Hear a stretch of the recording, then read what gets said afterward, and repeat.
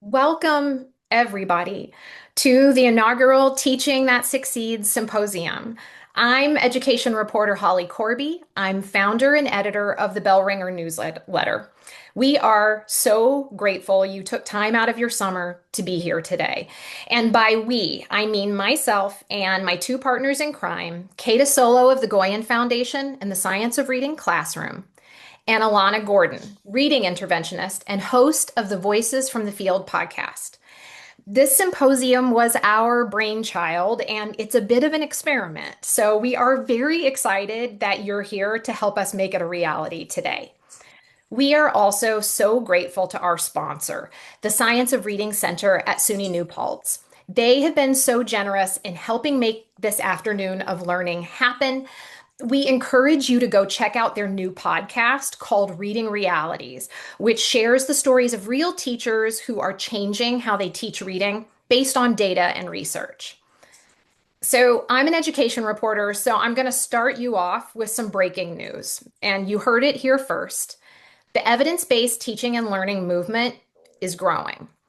More educators, school leaders, districts, and even some states are learning about the cognitive science research on how our brains learn and what that means for classrooms. And they're incorporating it into schools. These practices are universal and they go beyond the science of reading. So they apply to all subject areas of academic learning, from math to history to music class, from kindergarten to high school. I've been covering this story pretty much nonstop for about 2 years now, and I wanted to include for you today a few choice examples of how we know evidence-based teaching and learning is catching on. So first, the state of Maryland is currently training each and every K-12 teacher in the tenets of cognitive science and how learning happens, including ideas like cognitive load theory, the role knowledge plays in new learning, explicit instruction, and effortful thinking. The state of Texas has recently changed its math guidance to teachers, now suggesting that lessons best serve all students when they follow the research-based instructional hierarchy, beginning with an acquisition phase for new learning, followed by fluency practice to mastery, and finally, generalization and adaptation to new problems. Districts like working class Watertown, New York, are educating teachers about principles like cognitive load theory and explicit instruction, and how an understanding of working memory and long-term memory can help educators adjust instruction to fit all students' learning needs. Then there are just the dozens and dozens and dozens of individual teachers that I've met who are investigating the principles of the science of learning on their own, reading books and blog posts, talking with other like-minded educators on social media, and increasing their understanding. One of those teachers is Takia McClendon, a fifth grade math teacher in Philadelphia. She started her career in the business world, and when she arrived to her new school during the pandemic, emergency certification in hand, still in grad school, she quickly found that the students, not only in her class, but throughout her entire elementary school, were missing a lot of foundational skills. 11% of the school's students were proficient in math, according to benchmarks. And 57% of students qualified for intensive intervention in math. So McClendon told me that her business training told her to look for evidence of what works to help her kids. So she quickly started researching what she could do and landed on the science of learning and evidence on how the brain learns. She approached her assistant principal and asked if they could try implementing something she'd found in her research: daily practice of math facts to increase student fluency. So together, they began to work daily math fact practice into their classrooms. So they called the framework the Proficiency Project. And after 2 years of work, they're beginning to see big results. This spring, only 21% of students qualified for intensive intervention, and their student growth percentile is now at 80, which is way above the district average of 57.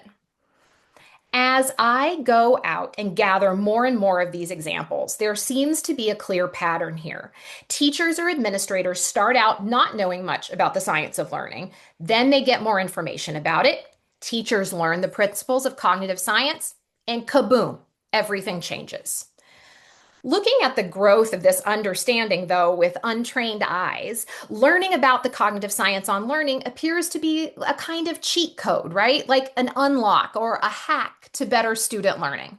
It almost seems like a pretty cut and dried story, prepackaged for the news, right? Teachers didn't know about this important research on teaching and learning, but now they do. Incredible success ensued. But of course, that is not the whole story. There's a crucial part of the story missing here, and it's one that often gets overlooked, and one that I'm more than a little worried will get overlooked as these examples spread like a game of telephone. Just knowing the cognitive science or the reading science or the science of math, it's not enough. It's not a hack. It is an enormous win that a growing fraction of educators and schools and districts and states are learning about these important scientific principles. And it is a fraction of teachers. So, according to the Teacher Knowledge Survey released this year by the Global Organization for Economic Cooperation and Development, the OECD, a majority of teachers still have a hard time distinguishing between cognitive science and so-called neuromyths like learning styles. But even keeping that in mind, the essential question becomes, once educators know about these principles, what happens next? And this, it turns out, is the most complicated question in the world. Researchers have been studying the effects of teachers who have learned about core cognitive science principles. In 2021, the Education Endowment Foundation, the EEF, a research organization in the United Kingdom, set out to review all the available evidence for the efficacy of cognitive science principles used in the classroom. This evidence review took place in England, where all K-12 teachers have been required to learn about cognitive science for a little more than a decade.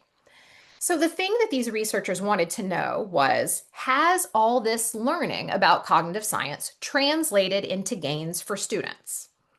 They looked at the specific principles that teachers in England had been taught, like space practice, interleaving, retrieval practice, dual coding, and strategies to manage cognitive load.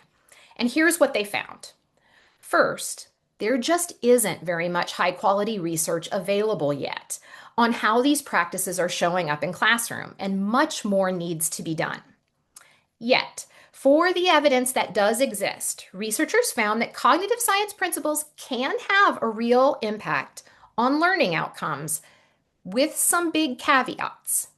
Ideas like retrieval practice and dual coding can often suffer from lethal mutations, for example, where the original intention of the practice gets morphed in the classroom into something less effective.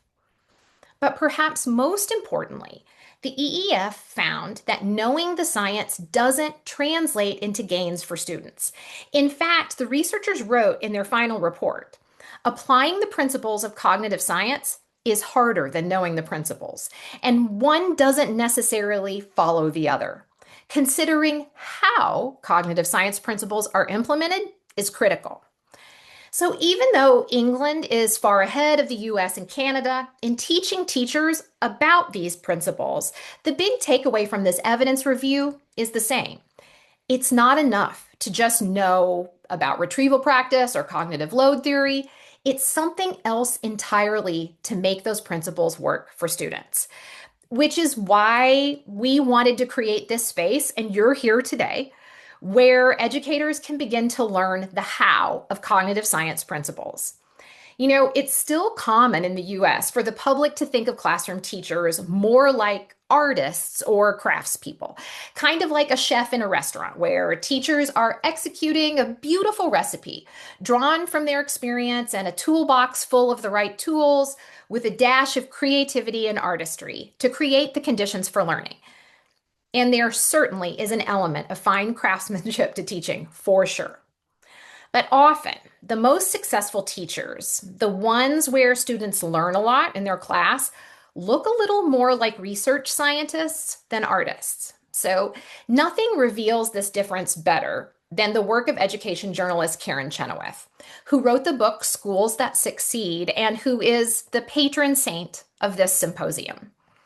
Her reporting looked at schools that were succeeding for students in spite of great challenges. Schools full of students we've been told can't succeed. Students of color, students who are still learning English, students from disadvantaged backgrounds. And often, when she looked at what these schools were doing to help students learn so well, she found more often than not that the classroom teachers and the school itself were actually using a version of the scientific method to improve. And it looked something like this. What is the problem or challenge we're trying to solve? What does the research say about this challenge? And then what should we try to address it? Then these schools would implement a practice they thought might work, but it didn't stop there. They were ruthless about studying the data to see what improved. And if there was no improvement or just a little, they'd go back and refine that research-based practice, have another look at the data until the problem began to shrink. Chenoweth said that this was never a one-time fun initiative. Let's all act like scientists for a year and see what happens. Instead, it's a totally different lens to look at how to improve learning, a process of trying things and improving on things that never stops. One high school principal explained it to Chenoweth in this way: if you think you're done, it's time to get out. By looking closely at the systems underneath the daily work of being a teacher and using the scientific method, helped educators gain some distance and objectivity so they could honestly assess what worked and what didn't in their classrooms. It wasn't enough to just love your lesson. It had to work. That idea of ongoing improvement backed by cognitive science and the scientific method, that got us really excited, mostly because there's a growing number of educators in England and Ireland and Canada and Australia and New Zealand and here in the States who have taken up that challenge and have seen some great results. And you're going to get to meet some of them today. This group that we've assembled runs the gamut from literacy and math to writing and Spanish, and it covers all age group. They've done some amazing work testing these cognitive science principles and going back, looking at the data, and refining their practice. The teachers you're going to meet today have iterated these routines to produce some pretty outstanding student outcomes. So while you're looking at some of this great data and learning about these routines and techniques, we hope that at the same time, you'll look beyond those numbers to what students will be able to do with their increased knowledge and skill. After all, this scientific work is in service of supporting students who love learning because they see that they can be successful at it.